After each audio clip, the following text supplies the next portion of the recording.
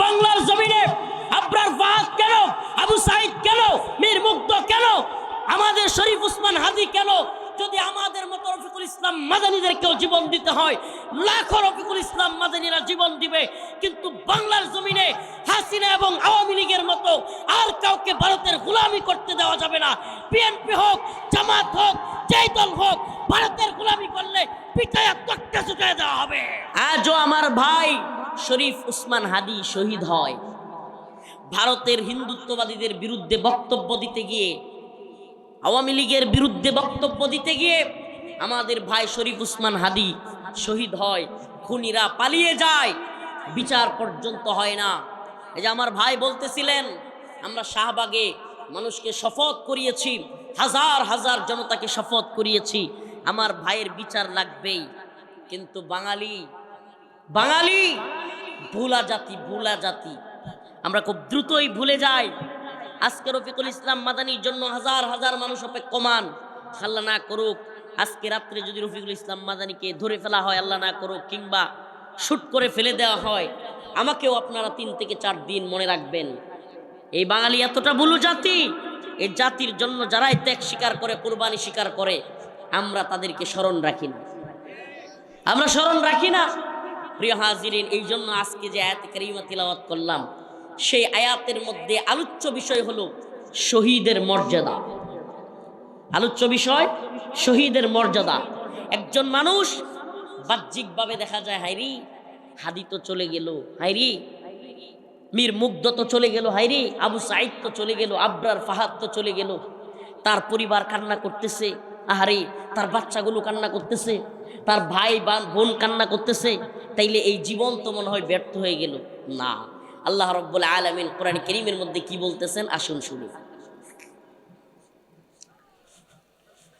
আমার কথা কি শুনবা না? নাইলে এই যে এগুলো ধরে ফেলেন, ধইরা নামাই দেন। ও নামাইছে, এই একটা কথা বলার সাথে সাথে শুনতে হবে। আপনাকে বলা হয়েছে নামানোর জন্য, এখনো নামাচ্ছেন না। প্রিয় ভাইরা আমার, বন্ধুগণ আমার, যে আয়াতে কারীমা পড়েছি সূরাতুল বাকারার 153 154, আল্লাহ পাক বলেন, ইয়া আইয়ুহাল্লাযীনা আমানুস্তাঈনু বিস-সাবরি ওয়াস-সালাহ ইন্নাল্লাহা মা'আস-সাবিরিন। প্রথম আয়াতে আল্লাহ পাক বলছেন, হে ঈমানদাররা, তোমরা একমাত্র আল্লাহর কাছে চাইবা। কার কাছে? ইস্তাঈনু, তোমরা চাও একমাত্র আল্লাহর কাছে। বিস-সাবরি ওয়াস-সালাহ, নামাজ এবং সবরের মাধ্যমে চাও। যদি কোনো ব্যক্তি নামাজ এবং সবরের মাধ্যমে বিপদে পড়ছে, সবর করলো, মুসিবতে পড়ছে, সবর করলো, ভাই অসুস্থ, বাচ্চা অসুস্থ, মেয়ে মারা গেছে, কিংবা যে কোনো বালা মুসিবতে যদি একটা মানুষ সবর করে এবং একটা মানুষ যদি নামাজ পড়ে আল্লাহ পাকের কাছে চায়, আল্লাহ পাক সেই বান্দাকে ফিরাইয়া দেন না। আল্লাহ পাক কি করেন না? সেই বান্দাকে ফিরাইয়া দেন না। এই প্রথম আয়াতে আল্লাহ পাক এটা বললেন। দ্বিতীয় আয়াত আল্লাহ রাব্বুল আলামিন শহীদদের মর্যাদা বর্ণনা করছেন। কি মর্যাদা?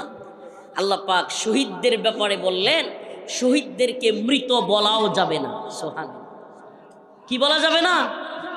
আমরা বাহ্যিকভাবে এই চর্মচক্ষু দিয়া দেখি শহীদরা মনে হয় মরে গেছে গা, হারে তাদের জিন্দেগিটা বরবাদ হয়ে গেছে গা, বুলেট খায়া শেষ। কিন্তু আল্লাহ বলেন, ওয়ালা তাকুলু লিমান ইউকতালু ফি সাবিলিল্লাহি আমওয়াত বাল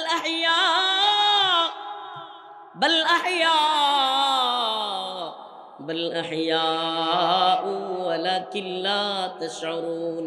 আল্লাহ রাব্বুল আলামিন বলেন, দুনিয়ায় তোমরা যারা দ্বীনের জন্য কাফের মুশরিকদের বিরুদ্ধে যুদ্ধ করতে গিয়া উম্মতের জন্য, জাতির জন্য, দ্বীনের জন্য যারা জীবন দেয়, তাদেরকে তোমরা মৃত বলিও না। ওয়ালা তাকুলু লিমান ইউকতালু ফি সাবিলিল্লাহি আমওয়াত, তোমরা তাদেরকে মৃত বলিও না, মৃত বলাও নিষেধ। আল্লাহ পাক অন্য এক আয়াতের মধ্যে বলেন, ওয়ালা তাহসাবান্নাল্লাযীনা কুতিলু ফি সাবিলিল্লাহি আমওয়াতা বাল আহইয়াউন ইনদা রাব্বিহিম ইউরযাকুন। সুবহানাল্লাহ। ওয়ালা তাহসাবান্নাল্লাযীনা কুতিলু ফি সাবিলিল্লাহি আমওয়াতা। আল্লাহ রাব্বুল আলামিন বলেন, যারা আল্লাহর পথে জীবন দেয়, যারা উম্মতের জন্য, দ্বীনের জন্য নিজের জীবন কুরবানি করে দেয়, আল্লাহ পাক বলেন ফি সাবিলিল্লাহি আমওয়াতা বাল আহইয়া, তারা জীবিত, তারা মৃত নয়। ইনদা রাব্বিহিম ইউরযাকুন, তারা তাদের রবের কাছে রিজিক প্রাপ্ত। সুবহানাল্লাহ। তারা তাদের রবের কাছে কি? রিজিক প্রাপ্ত। মঞ্চে উঠা বসা না করলে একটু ভালো হবে। তারা তাদের রবের পক্ষ থেকে রিজিক প্রাপ্ত। আল্লাহ রাসূল সাল্লাল্লাহু আলাইহি ওয়াসাল্লাম হাদিসের মধ্যে বলেন, কেমন রিজিক প্রাপ্ত? কেমন রিজিক প্রাপ্ত? আল্লাহর রাসূল বলেন, এই দুনিয়া থেকে যারা দ্বীনের জন্য, ইসলামের জন্য আন্দোলন করতে গিয়া, সংগ্রাম করতে গিয়া, জিহাদ ফি সাবিলিল্লাহর পথে, দ্বীনের পথে, হকের পথে, সত্যের পথে, ন্যায়ের পথে, ইনসাফের পথে নিজের জীবন বিলিয়ে দিল, আল্লাহর রাসূল বলেন ওই সমস্ত মুমিন বান্দাদের আত্মাটাকে আল্লাহ তাআলা দুনিয়া থেকে নিয়া আখিরাতের একটা জান্নাতের সবুজ পাখির মধ্যে ঢুকায়া দেন। কি করেন? দুনিয়ার আত্মাটা দেখতে দেখা যায় যে লোকটা তো মারা গেছে। আল্লাহ বলেন লা ওয়ালা তাকুলু লিমান ইউকতালু ফি সাবিলিল্লাহ, আল্লাহর পথে যারা জীবন দিয়েছে তাদেরকে মৃত বলবা না। তাইলে আল্লাহর পথে জীবন দিছে, মৃত না বললে কি? ওই আত্মাটা আল্লাহ তাআলা জান্নাতের সবুজ পাখির মধ্যে ঢুকায়া দেন। ওই সবুজ পাখিটা জান্নাতের ভিতরে গিয়া উঠতে থাকে, ঘুরতে থাকে, যেখানে মন চায় যায়, যা মন চায় খায়। সুবহানাল্লাহ। শহীদ হওয়ার তামান্না আছে তো? কথা কয় না? শাহাদাতের তামান্না আছে রে? বলেন আছে নি শাহাদাতের তামান্না? আরে বাংলার জমিনে আবরার ফাহাদ কেন, আবু সাইদ কেন, মীর মুগ্ধ কেন, আমাদের শরীফ উসমান হাদি কেন? যদি আমাদের মতো রফিকুল ইসলাম মাদানীদেরকেও জীবন দিতে হয়, লাখো রফিকুল ইসলাম মাদানীরা জীবন দিবে। কিন্তু বাংলার জমিনে হাসিনা এবং আওয়ামী লীগের মতো আর কাউকে ভারতের গোলামি করতে দেওয়া যাবে না। বিএনপি হোক, জামাত হোক, যেই দল হোক, ভারতের গোলামি করলে পিটায়া তক্তা ছুটায় দেওয়া হবে। বাংলাদেশে ভারতের গোলামি চলতে দেওয়া হবে না, হবে না।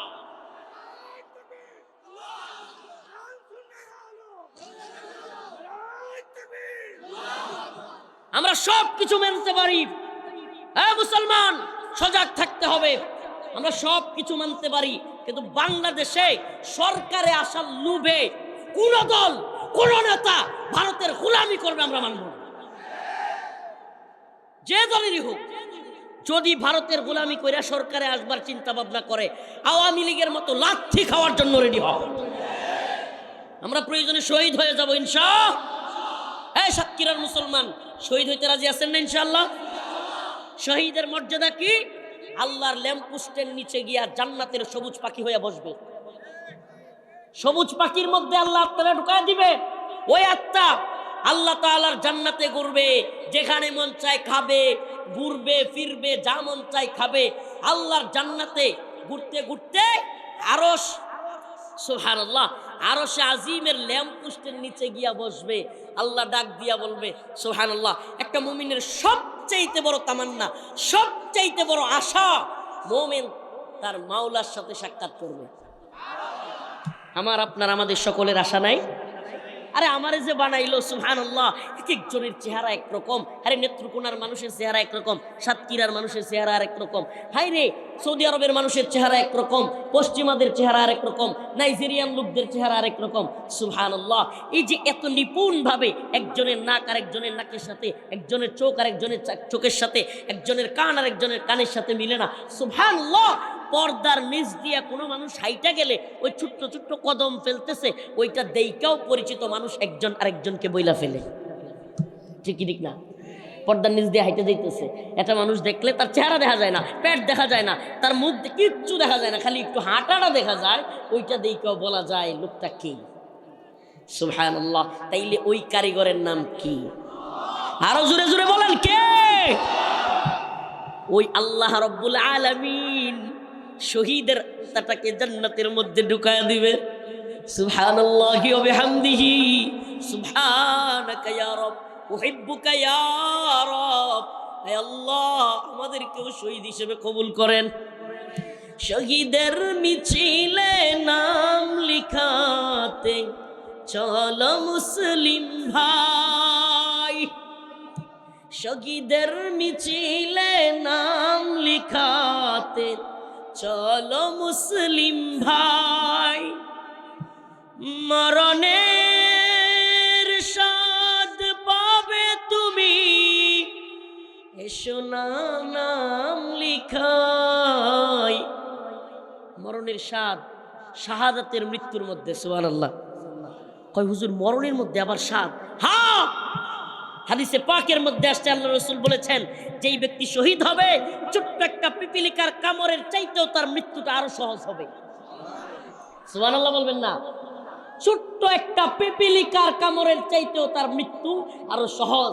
আর যে শহীদ হবে না, এই দুনিয়ার বাহ্যিক মৃত্যু যারা বরণ করবে, বকরি যেমনে জীবিত রাইকা, এই আপনারা যখন বকরি জবাই করেন গাছের মধ্যে গলাটা বাইন্দা পরে চুলায় না? কি করে বকরি কেমনে চুলায়?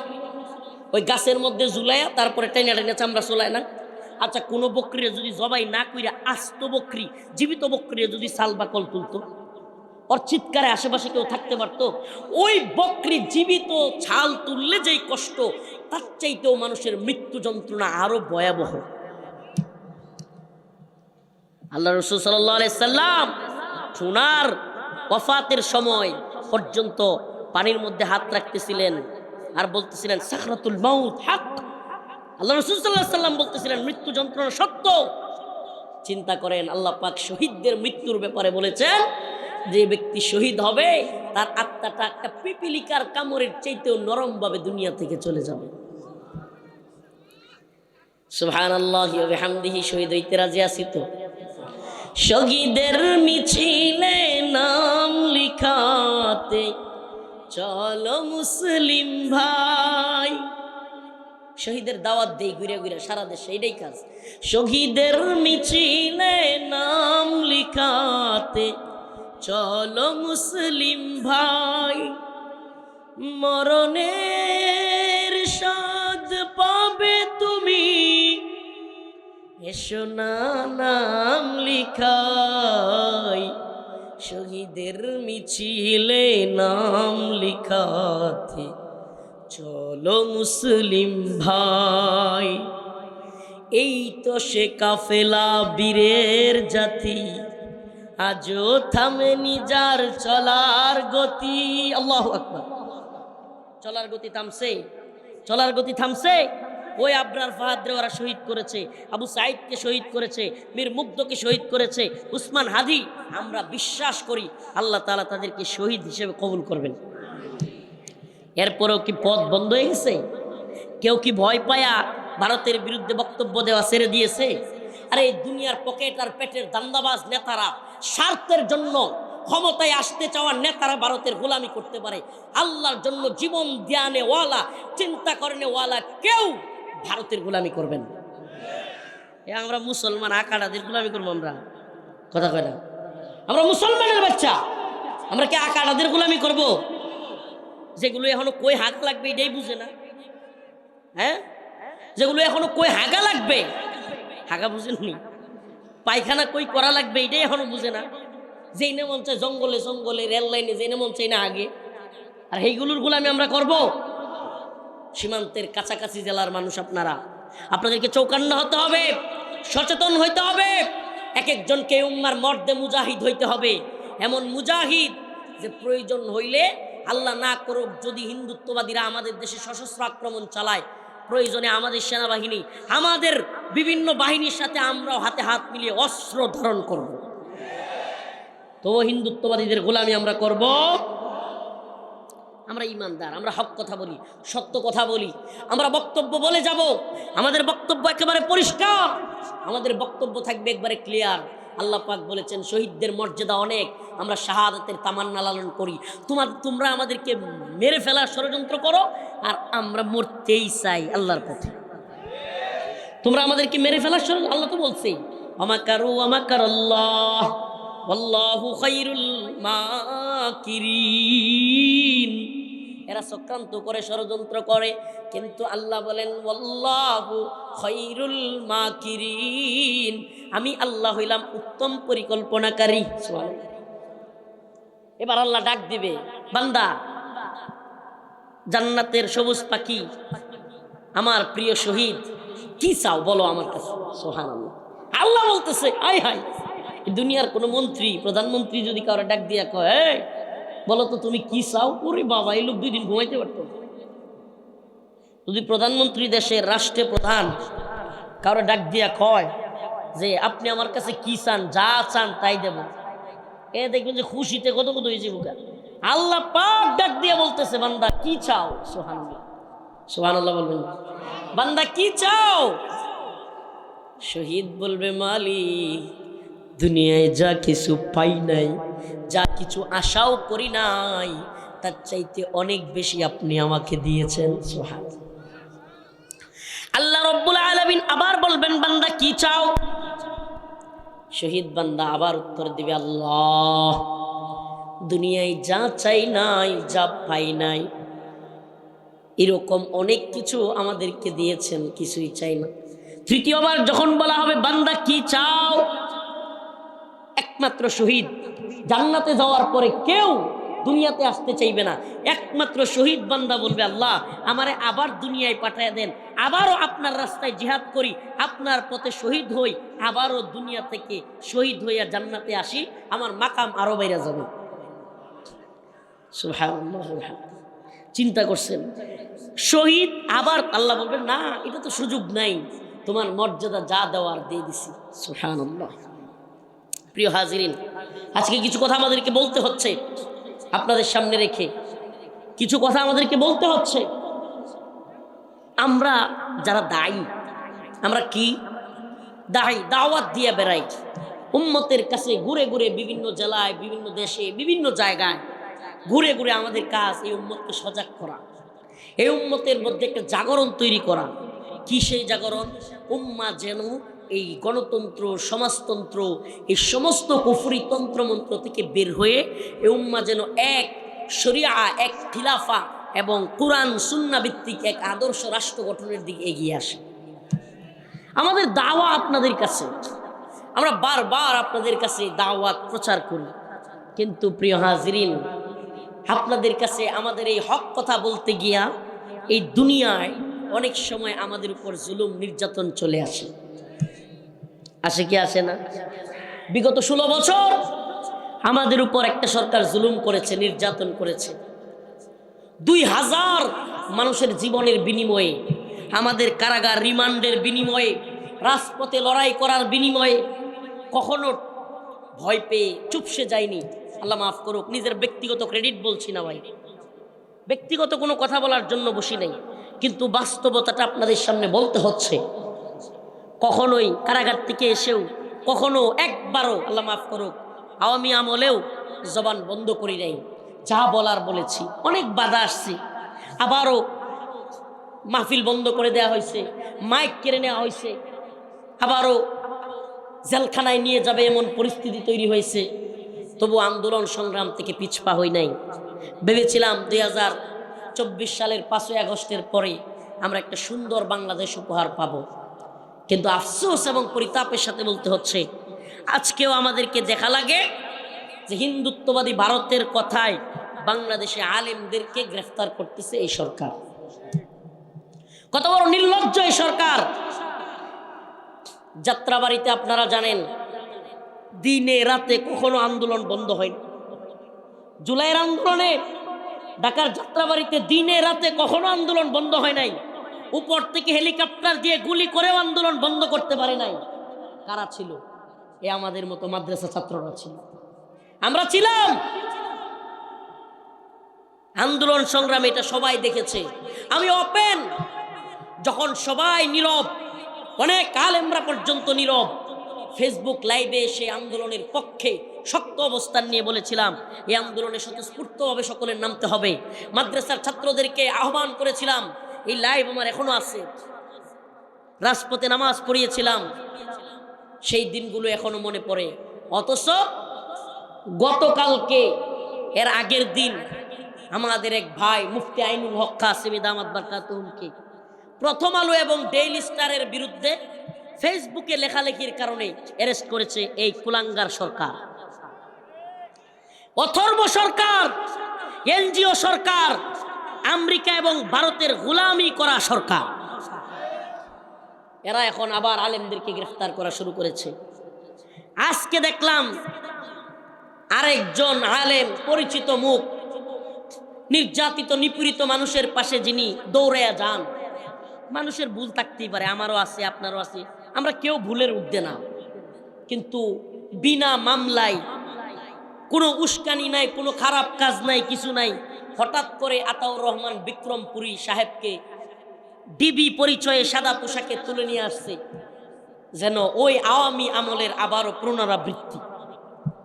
আমরা এই বাংলাদেশ দেখতে চাই না। কোন আলেম এই দিল্লি স্টার এবং প্রথম অন্ধকারের সমালোচনা করলে যদি গ্রেফতার করেন, তাইলে বলবো আমাদের সবাইকে আপনারা গ্রেফতার করেন। দেখি হাসিনার জেলখানার মতো আপনাদের কয়টা জেলখানা আছে। আপনারা যদি এইভাবে আলেম ওলামাদেরকে গ্রেফতার করতে থাকেন, তাইলে মনে রাখবেন আপনাদের উপরে যদি হাসিনার বুথ সওয়ার হয়, আমাদের উপর আবার জুলাই ফিরে আসবে।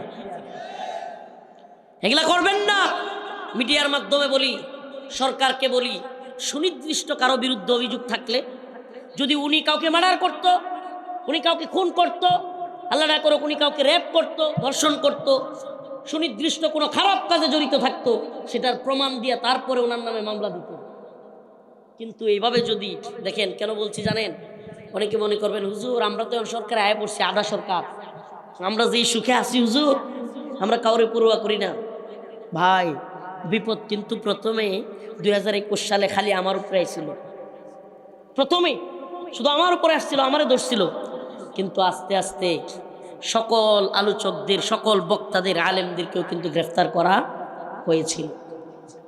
আসল কথা তো হলো, আমাদের প্রকৃত শত্রু তো আওয়ামী লীগ কিংবা শুধু হাসিনা না, বাংলাদেশের এই উপমহাদেশের মুসলমানদের সবচাইতে বড় শত্রু হলো ভারত। যে কারণে আওয়ামী লীগ চলে গেছে, কিন্তু বাংলাদেশে যে ভারতীয় আধিপত্যবাদ সেটা এখনো চলে যায় নাই। আওয়ামী লীগের মন্ত্রীরা ওবায়দুল কাদের, হাসান মাহমুদ, ওই যে আরেকটা ছিল আব্দুল শৈতান, আব্দুল মুমিন নাম আর কি, পররাষ্ট্রমন্ত্রী, যেটা বলছিল না যে আমাদের সম্পর্ক হইল স্বামী স্ত্রীর সম্পর্ক, বুঝলে গেছেন আপনারা?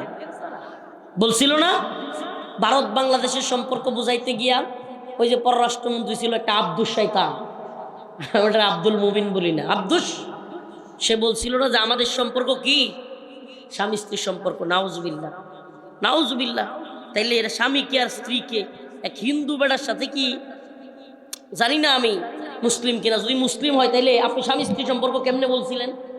এই কথাগুলো বলতাম না, পুরনো কথাগুলো, কিন্তু আমার কেন জানি মনে হচ্ছে ওই ওবায়দুল কাদের, আব্দুল মুমিন, হাসান মাহমুদ, আব্দুর রাজ্জাক, ওই সমস্ত লোকগুলোর কণ্ঠ নতুন করে কারো কণ্ঠে উচ্চারিত হবে। আমরা অপেক্ষা করছি এবং আমরা বাস্তবতা দেখতে পাচ্ছি যে ওই আওয়ামী মন্ত্রীদের স্টাইলে কেউ কেউ কথা বলা শুরু করেছে অলরেডি। গতকালকে, আজকে মিডিয়ার মাধ্যমে দেখলাম এক নেত্রী টকশোর মধ্যে, নীলুপার চৌধুরী নাম, আমার ভাই উসমান হাদি 3-4 দিন হলো মারা গেছেন, শহীদ হয়েছেন। আমার ভাই উসমান হাদিকে সে গিনিপিগ বলতেছে, আপনারা দেখছেন কিনা জানি না।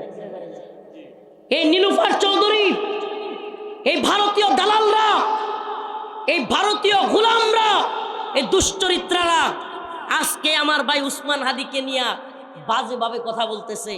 আবার হাসিনার ভাষায় বলতেছে উসমান হাদি ভাইয়ের জানাজা নাকি মেডিকুলাস ডিজাইন। বুঝতেছেন তো? খালি লুক চেঞ্জ হয়েছে, কিন্তু কথার একই টোন, কথার টোন একই। আসলে বাস্তবতা হলো, বাংলাদেশে মনে কষ্ট নিয়েন না, তাফসীর কোরআন মাহফিলে কোনো রাজনৈতিক কথা বলছি না, কিন্তু বাস্তবতায় উম্মতকে না বুঝায় দিলে বুঝাবে কে? বাস্তবতা আমাদের আপনার সামনে তুলে ধরতে হবে।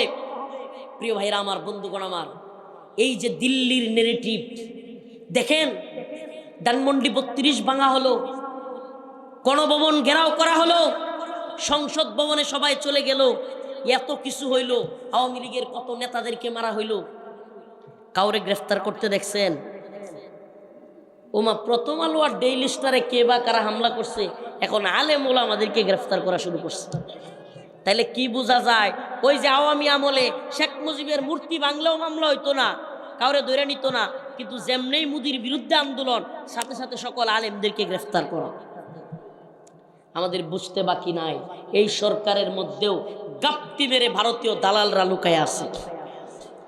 আমরা বলবো অনতি বিলম্বে আজকের এই সাতক্ষীরার এই ইসলামিক তাফসিরুল কোরআন মাহফিল থেকে, এই ইউটিউবের মাধ্যমে, ফেসবুকের মাধ্যমে, এই মিডিয়ার মাধ্যমে সরকারকে বলবো অনতি বিলম্বে আলেমদেরকে মুক্তি দেওয়া হোক। অনতি বিলম্বে সাংবাদিক ইলিয়াস হোসেনের বাংলা এডিশন চ্যানেলকে আবারও নিবন্ধন ফিরিয়ে দেওয়া হোক। আপনারাই তো মুক্ত গণমাধ্যমের কথা বলেন, আপনারাই তো স্বাধীন গণমাধ্যমের বাক স্বাধীনতার কথা বলেন। এখন বাংলা এডিশনের ইলিয়াস হোসেন ভাইয়ের চ্যানেলের নিবন্ধন বাতিল করলেন, তাইলে এটা আবার কেমন বাক স্বাধীনতা? আলেমরা ফেসবুকে প্রথম আলো আর ডেইলি স্টারের বিরুদ্ধে লেখালেখি করেছে, এই জন্য আপনারা তাদেরকে গ্রেফতার করবেন। আমরা কোনো পত্রিকা অফিস পুড়িয়ে ফেলো, জ্বালিয়ে দাও, কিংবা মানুষকে পুরায় মাইরা ফেলো, এগুলো আমরা কাউরে কোনোদিন বলি নাই। কিন্তু আমার একটা প্রশ্ন আছে, শুধুমাত্র প্রথম আলো আর দিল্লি স্টারের দিকেই কেন মানুষ এত ক্ষিপ্ত হইল? এর কারণ হলো এই বাংলাদেশের মানুষদের পক্ষে তারা নিউজ না করে, বাংলাদেশের মুসলমানদের পক্ষে নিউজ না করে, এরা সব সময় দিল্লি আর আমেরিকাকে খুশি করার রাজনীতি বাংলাদেশে করে। ইসলাম বিরোধী তৎপরতা, এদেশের আলেমদের বিরুদ্ধে তৎপরতা, কাউকে জঙ্গি বানায়, কাউকে রাজাকার বানায়। এই দিল্লি স্টার আর প্রথম আলো মিলে সাধারণ মুসলিম তাওহীদি জনতাকে কাউকে রাজাকারের ট্যাগ দেয়, কাউকে মৌলবাদের ট্যাগ দেয়, কাউকে জঙ্গির ট্যাগ দেয়। এরা জঙ্গির ন্যারেটিভ তৈরি করে, রাজাকারের ন্যারেটিভ তৈরি করে, আর ভারতের গোলাম সরকাররা ওই সমস্ত মানুষগুলোকে রাজাকারের ট্যাগ দিয়া ফাঁসি দেয়, জঙ্গি ট্যাগ দিয়া ফাঁসি দেয়। তাইলে বোঝা গেল সরকার দায়ী হওয়ার আগে এই প্রথম আলো আর ডেইলি স্টার প্রথমে দায়ী। কেন? আপনাদেরকে একটা তথ্য দেই। আপনি এলাকায় মনে করেন কাউরে আপনি ঝামেলায় ফেলবেন, বিপদে ফেলবেন, প্রথমেই তার নামে একটা ট্যাগ দিবেন, ট্যাগ। এটাকে বলে নেম কিলিং। কি কিলিং? Name killing. তাকে হত্যা করবার জন্য আপনি বলবেন যে অমুক তো পাগল হয়ে গেছে। কি হয়ে গেছে? পাগল হয়ে গেছে। অমুকের কুকুরটা পাগল হয়ে গেছে। একটা কুকুর আপনার শত্রু, আপনি চান যে তার কুকুরটা মেরে ফেলতেন, পাগলা কুত্তা বলবেন, পাবলিক পিডায় মেরে ফেলবে, সবাই বলবে পাগলা কুকুর, বিচার হবে। এটাকে বলে নেম কিলিং। বাংলাদেশে এই প্রথম আলো আর ডেইলি স্টার নেম কিলিং করে। আগে ট্যাগ দেয়, কেউ রাজাকার বলে, কাউকে জঙ্গি বলে, কাউকে মৌলবাদী বলে, ট্যাগ দিতেই থাকে, দিতেই থাকে। একদিন, 2 দিন, 3 দিন, 100 দিন যখন একটা মিথ্যাও বলা হয়, তখন সেটা সত্যের মতো শোনা যায়। এই পত্রিকাগুলোর কাজ হলো আলেমদেরকে এইভাবে ট্যাগ দেয়া, কাউকে জঙ্গি, কাউকে রাজাকার, কাউকে উগ্রবাদী, মৌলবাদী। এজন্য আমি বলি, জামাত ইসলাম, হেফাজত ইসলাম, চরমোনাই, খেলাফত মজলিস, খেলাফত আন্দোলন, সকল দলমতকে বলি, মুসলমান, প্রিয় মুসলিম উম্মাহ, দলমত ভেদাভেদ বাদ দিয়ে সবাই এক হন। আমরা সবাই মুসলমান, আমরা ভাই ভাই, হাতে হাত রাখো। দিল্লির গোলামি থেকে হাসিনা চলে গেছে, এখনো বাংলাদেশ মুক্ত হয় নাই। যদি আমরা এক হইতে না পারি, সমস্ত দল মতের উঠতে উঠতে না পারি, বাংলাদেশকে দিল্লির গোলামি থেকে মুক্ত করা সম্ভব হবে না। আমাদেরকে হাতে হাত রাখতে হবে, আমাদেরকে দিল্লিকে চ্যালেঞ্জ জানাইতে হবে। আমরা যুদ্ধ চাই না, আমরা যুদ্ধ চাই না। আবারও বলছি, আমরা শান্তি চাই, আমরা শান্তিকামী। কিন্তু কেউ যদি আমাদের উপর যুদ্ধ চাপায়া দেয়, আমরা পরোয়াও করি না। যুদ্ধ চাপায়া দিলে কি করি না? কথা বলেন না, পরোয়া করি। প্রিয় হাজিরিন, প্রিয় উম্মাহ, আমাদের বক্তব্য ক্লিয়ার। আমাদেরকে প্রকৃত মুসলমান হইতে হবে। কেমন মুসলমান? এই নামদারি মুসলমান হইলে হবে না।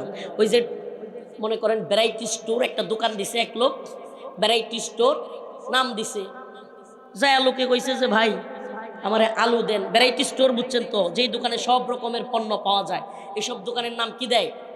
Variety store. বলছে যে ভাই আমার চাল দরকার, কয় চাল নাই, কয় ডাল, কয় নাই, তেল, কয় নাই, আলু, কয় নাই, পেঁয়াজ, কয় নাই। কয় ভাই আপনার দোকানের নাম দিয়েছেন ভ্যারাইটি স্টোর, কিন্তু কোনো কিছুই নাই। আর বলিয়েন না, আর বলিয়েন না, আমি জুয়া খেইলা দোকানে সব কিছু শেষ করে দিছি। এখন দোকানের নাম আছে ভ্যারাইটি স্টোর, কিন্তু কামে কিছুই নাই। তা আমাদের মুসলমানদের অবস্থা যদি এমন হয় যে ভ্যারাইটিস মুসলমান, উপর দিয়ে টুপি পাগড়ি জুব্বা থাকবে, মাঝে মাঝে নামাজও পড়ি, কুরবানি আইলে কুরবানিও দেই, কিন্তু অন্তর থেকে যদি আমরা মুসলমান হইতে না পারি, প্রকৃত পক্ষে যদি মুসলমান হইতে না পারি, তাইলে আমাদেরকে পস্তাইতে হবে। আল্লাহ রসুল একটা হাদিসের মধ্যে বলেছেন, অনেক আগে এই আলোচনাটা করতাম, আবারও বলি। আল্লাহ রসুল সাল্লাল্লাহু আলাইহি ওয়াসাল্লাম বলেছেন, ইউশিকু আইয়াতি আলান নাসি জামান লা ইয়াবকা মিনাল ইসলাম ইল্লা ইসমুহু ওয়া লা ইয়াবকা মিনাল কুরআন ইল্লা রাসমুহু মাসাজিদুহুম আমিরাতুন ওয়া হিয়া খারাবুম মিনাল হুদা। আল্লাহ রসুল বলেন যে এমন একটা জামানা আসতেছে, অচিরে ইউশিকু, অচিরে এমন একটা জামানা আসতেছে যে জামানায় লা ইয়াবকা মিনাল ইসলাম ইল্লা ইসমুহু, ইসলাম থাকবে শুধুমাত্র নাম মাত্র। কি মাত্র? নাম মাত্র। নাম ইসলামউদ্দিন, নামাজ পড়ে না, আছে না নাই? নাম কি? ইসলামউদ্দিন, নামাজ পড়ে না। নাম ইমান আলী, ইমানের খবর নাই। তো এরকম নামদারি মুসলমান হইলে চলবে না, কাজে মুসলমান হইতে হবে। আফাতুমিনুনা বিবাদিল কিতাব ওয়া তাকফুরুনা বিবাদ, কিছু অংশের উপর বিশ্বাস করলাম, কিছু অংশ ছাইরা দিলাম, এরকম মুসলমান হইলে চলবে না। আল্লাহর উপর পূর্ণ আস্থা বিশ্বাস রাখতে হবে। আল্লাহর উপর এমন আস্থা বিশ্বাস রাখতে হবে যে নামাজ আল্লাহর জন্য, রোজা আল্লাহর জন্য, যাকাত আল্লাহর জন্য, কুরবানি আল্লাহর জন্য। ইন্না সালাতি ওয়া নুসুকি ওয়া মাহইয়ায়া ওয়া মামাতি লিল্লাহি রাব্বিল আলামিন, আমার সব কিছু একমাত্র কার জন্য? এই ঈমান অন্তরের ভিতরে রাখতে হবে। কিন্তু আল্লাহ রাসূল বলেছেন শেষ জামানায় এটা হবে না, শেষ জামানায় এটা হবে না। শেষ জামানায় এমন অবস্থা হবে যে মুসলমানদের মধ্যে, ইমানদারদের মধ্যেও এমন অবস্থা হবে যে অর্ধেক বিশ্বাসী হয়ে যাবে। নাউজুবিল্লাহ। আমি আপনাদেরকে একটা প্রশ্ন করি, আখিরি জামানা, এই উঠাউটি করতেছেন কেন? এদের কি আপনাদের কি সমস্যায়? আরো 10 মিনিট চলবে, বসেন, আরো কিছুক্ষণ কথা বলি, আমার আলোচনার শেষ দিকে টানি। প্রিয় ভাইরা আমার, বলতেছিলাম যে আমাদের মধ্যে ইমানদার, প্রকৃত ইমানদার যদি হইতে পারতাম, এই যে আমার ভাই মাইক নিয়ে বলতেছিল যে সাতক্ষীরা এটা হলো ইসলামী আন্দোলনের এলাকা।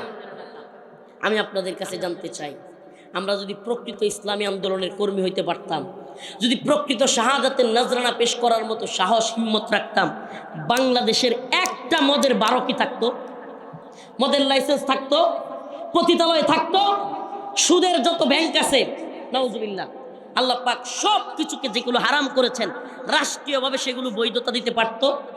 আপনাকে একটা প্রশ্ন করি, আল্লাহ রসুলের একজন সাহাবী যদি জীবিত থাকতো, কয়জন?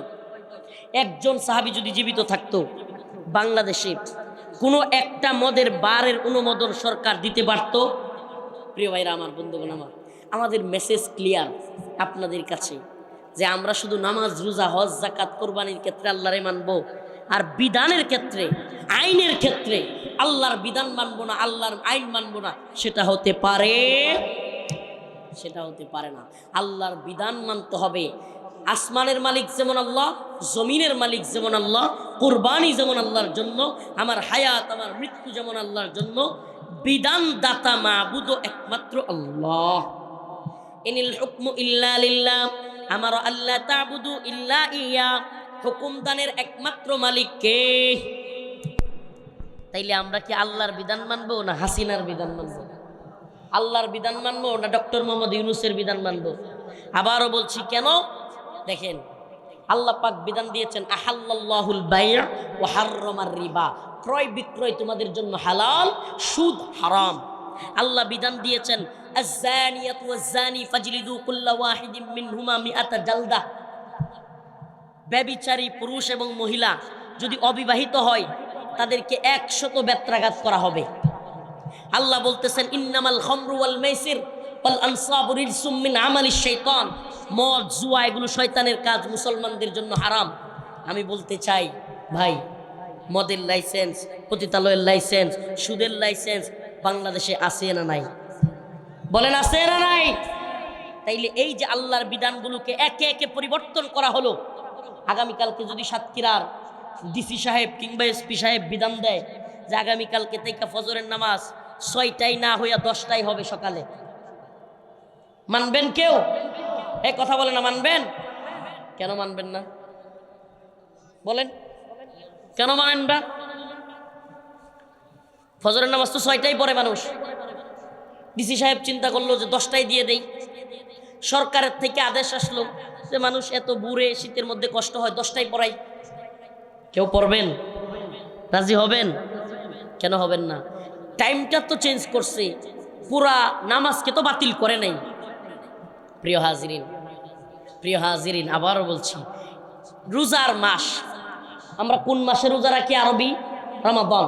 এবার যদি সরকারে কয় যে ঠিক আছে রমাদানটা একটু গরমের মধ্যে পড়ে যায়, মানুষের একটু কষ্ট হয়, তাইলে এটাকে 1 মাস আগে আইনা রজব মাসে,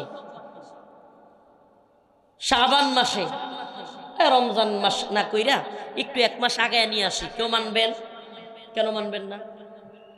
টাইমটা পরিবর্তন করছে, রোজাকে তো বাতিল করে নাই। টাইমটা পরিবর্তন করছে, নামাজকে তো বাতিল করে নাই। মানব না একটাই কারণ, সেটা হলো আল্লাহ তাআলা যখন পড়তে বলেছেন তখন পড়াই হলো ইবাদত। কথা বলেন? আল্লাহ যখন পড়তে বলছে তখন পড়া কি? আল্লাহ যখন পড়তে নিষেধ করছে তখন না পড়াই ইবাদত। সুবহানাল্লাহ। নফল রোজা রাখা সবের কাজ না গুনাহের কাজ? একটু কথা বললেন না ভাই, কোথায় গেছেন নাকি? নফল রোজা রাখা সবের কাজ না গুনাহের কাজ? যদি কোনো ব্যক্তি ঈদের দিন রোজা রাখে সব হবে না গুনাহ হবে? কেন? নফল রোজা রাখলে তো সব, তাহলে ঈদের দিন রাখলে গুনাহ হবে। কারণ আল্লাহর হুকুম নাই ঈদের দিন রোজা রাখা। নামাজ পড়া নফল নামাজ সব না গুনাহ? যদি কোনো ব্যক্তি সূর্য উদয়ের সময় পড়ে, সূর্য অস্ত যাওয়ার সময় পড়ে, বোঝা গেল ভাই নামাজ পড়া রোজা রাখাই প্রকৃতপক্ষে কবুলযোগ্য ইবাদত না। আল্লাহ পাকের হুকুম মানাই হলো সবচাইতে বড়। তাইলে এটা কি শুধু নামাজ রোজার ক্ষেত্রেই, নাকি মদের ক্ষেত্রে, সুদের ক্ষেত্রে, পতিতালয়ের ক্ষেত্রে, সব কিছুর ক্ষেত্রে আল্লাহর বিধান মানতে হবে কি হবে না? প্রিয় ভাইরা আমার, এজন্য বলছি যতদিন আল্লাহর জমিনে আল্লাহর শাসন না আসবে ততদিন শান্তি, মুক্তি, কামিয়াবি আসবে। আজকের আলোচনা বিষয় ছিল এটাই যে আমরা যদি শাহাদাতের নজরানা পেশ না করতে পারি, 1-2 জন না, অসংখ্য মানুষ যদি এই দ্বীনের জন্য জীবন দিতে তৈরি না হয়, বাংলাদেশ আবারও সেকুলার কান্ট্রির দিকেই যাবে, মুরতাদ কান্ট্রির দিকেই যাবে। এই দেশ কখনোই কোরআনের শাসনে প্রতিষ্ঠিত হবে না। আল্লাহ পাক আমাদের সবাইকে শাহাদাতের মধ্য দিয়ে হলেও বাংলার জমিনে কোরআনী শাসন প্রতিষ্ঠা করবার তৌফিক দান করুন।